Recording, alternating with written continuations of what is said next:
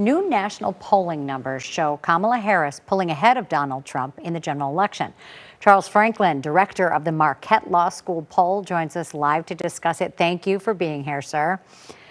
Thanks for having me. In reading over the poll results, it appears that there's a big difference among voters now that Kamala Harris is the Democratic nominee compared to when President Biden was running against former President Donald Trump.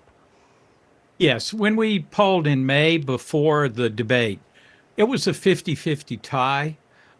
Today, it's 4 points ahead for Harris, 52 to 48. If you shift it to likely voters instead of registered voters, then she gains 2 points. And likewise, if you put the third-party candidates on the ballot, she leads by 6 with registered voters and by 2 points more with likely voters. So overall, a range of results between a 4-point and an 8-point lead.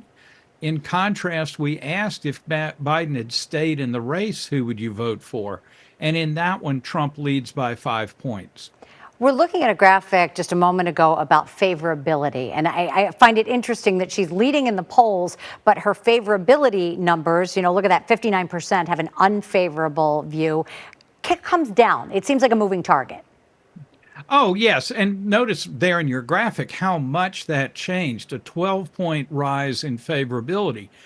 Kamala Harris didn't change in that period of time. It's voters' perceptions of her and thinking of her in her own right as a candidate rather than as the vice president and judging her largely by how they judge Joe Biden. Now, that's a big pickup for her. I thought one of the really interesting questions that you asked was about values. Which candidate has values that align with yours as a voter? This is one where Biden and Trump had been running basically even on that question. But now with Harris, she has a bit of an advantage over Trump. This is another of the examples of how changing the candidate has changed the relative strengths and weaknesses of those two candidates. Age is the most obvious, where so many people said Biden was too old, but now it's Trump who's seen as much older. Many more people see him as too old. Very few say that is true of Harris. Yet people believed in Donald Trump's accomplishments. Yes, he's strong on having accomplishments. She's a little better than Biden, but not much, so that's an advantage to him. People see him as better on handling the Israel-Hamas war, a smidgen better on handling foreign relations in general. And of course, as it has been true all year long, many more see him better on the economy and on immigration. Yet at the same time, when you asked about who's the stronger leader, it came out pretty equal.